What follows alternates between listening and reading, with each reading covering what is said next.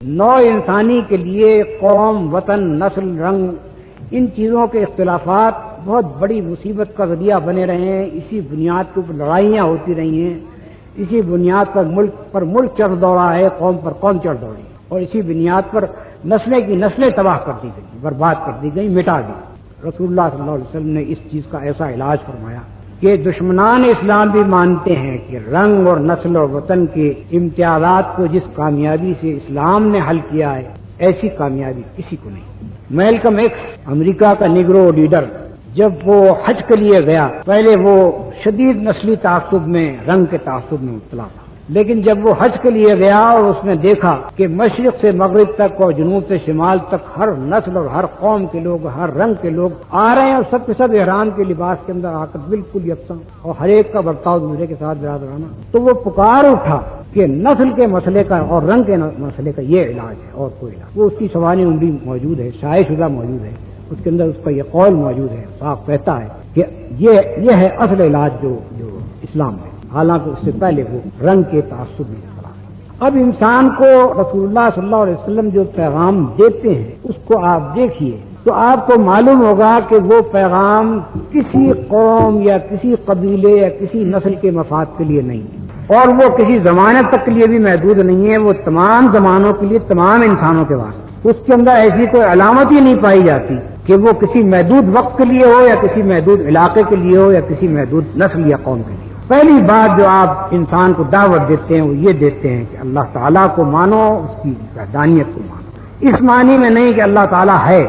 اس معنی میں نہیں کہ اللہ تعالیٰ ایک ہے، نہیں، بلکہ اس معنی میں کہ اس کائنات کا خالق، مالک، مدبر، حاکم صرف اللہ تعالیٰ ہے۔ کوئی دوسری ہستی ساری کائنات میں ایسی نہیں ہے جس کے پاس اقتدار حاکمیت ہو، جو ساورنٹی کا حامل ہو، جس کو حکم دینے کا حق ہو، جس کو منع کرنے کا حق ہو، جس کے حرام کرنے سے کوئی چیز حرام ہو، جس کے حلال کرنے سے کوئی چیز حلال ہو۔ کسی کو یہ حق نہیں، کیونکہ جو مالک ہے وہی یہ حق رکھتا ہے کہ اپنی پیدا کردہ چیزوں میں جس چیز سے چاہے منع کر دے اور جس چیز کو چاہے اجازت دے۔ اس حیثیت سے مانو، اور اس حیثیت سے مانو کہ ہماری تقدیر اس کے ہاتھ میں ہے۔ اس حیثیت سے مانو کہ ہمارا جینا اور مرنا بالکل اس کے ہاتھ میں، جس وقت چاہے وہ ہمیں موت دے سکتا ہے، جس وقت تک چاہے وہ زندہ۔ اگر اس کی طرف سے موت آئے، دنیا کی کوئی طاقت بچا لینے والی نہیں ہے۔ اگر وہ زندگی عطا کرے یا زندگی بچائے تو دنیا کی کوئی طاقت انسان کو ہلاک کرنے والی ہے۔ یہ تصور خدا کا رسول اللہ صلی اللہ علیہ وسلم نے انسان کے لیے پیش کیا، اور اس کے بعد پھر یہ بات پیش کی کہ تمہارا کام اللہ کی اطاعت کے سوا اور کسی کی اطاعت کرنا نہیں ہے۔ کوئی تمہارا مالک اور حاکم ہے ہی نہیں،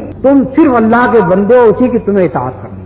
ساری کائنات جس طرح اس کی اطاعت کر رہی ہے اسی طرح سے تم کو بھی اس کی اطاعت کرنا چاہیے۔ یا دوسرے الفاظ میں یوں سمجھیے کہ جب کہ ساری کائنات خدا کے حکم کے تحت چل رہی ہو اور ہم خدا کے سوا کسی اور کے حکم کے تحت چل رہے ہوں، یا خود اپنی مرضی سے چل رہے ہوں، اپنے خود مختار بن کر، تو گویا ہماری زندگی کائنات کی زندگی کے ساتھ پوری طرح سے متصادم ہے، ایک مستقل کانفلکٹ ہے جو ہماری اور ساری کائنات کے درمیان ہو رہا ہے۔ اس تصادم کو رسول اللہ صلی اللہ علیہ وسلم نے کہا کہ تمہاری زندگی کا قانون اور ضابطہ بھی وہی ہونا چاہیے، ساری کائنات کی زندگی کا قانون اور ضابطہ ہے۔ تمہارا حاکم بھی وہی ہونا چاہیے، ساری کائنات کا حاکم ہے۔ جس طرح سے کوئی بیل کسی بیل کا مالک نہیں ہے، اسی طرح سے کوئی انسان بھی کسی انسان کا مالک نہیں ہے۔ سارے انسان صرف اللہ تعالیٰ کے بندے ہیں اور ان کو خدا کے قانون کی پابندی کرنی چاہیے۔ تیسری بات جو رسول اللہ صلی اللہ علیہ وسلم نے بتائی وہ یہ ہے کہ جو قانون اللہ تعالیٰ نے بھیجا ہے وہ نبی کی حیثیت سے میرے ذریعے سے بھیجا، میں خود بھی اس قانون کا پابند ہوں، مجھے کوئی حق خود بھی اس کے اندر ترمیم کرنے کا نہیں، میں اتباع کرنے پر مامور ہوں، اپنی طرف سے کوئی نئی چیز پیدا کرنے پر مامور نہیں، میں بھی اس کی پابندی کروں گا اور تم بھی اس کی پابندی کرو۔ قانون الہی جو اس کتاب اللہ کی صورت میں ہو یا رسول اللہ صلی اللہ علیہ وسلم کی سنت کی شکل، اس کی پیروی انسان نوع انسانی کے لیے وطن، نسل، رنگ، ان چیزوں کے اختلافات بہت بڑی مصیبت کا ذریعہ بنے رہے ہیں۔ اسی بنیاد پر لڑائیاں ہوتی رہی ہیں، اسی بنیاد پر ملک چڑھ دوڑا ہے، قوم پر قوم چڑھ دوڑا ہے، اور اسی بنیاد پر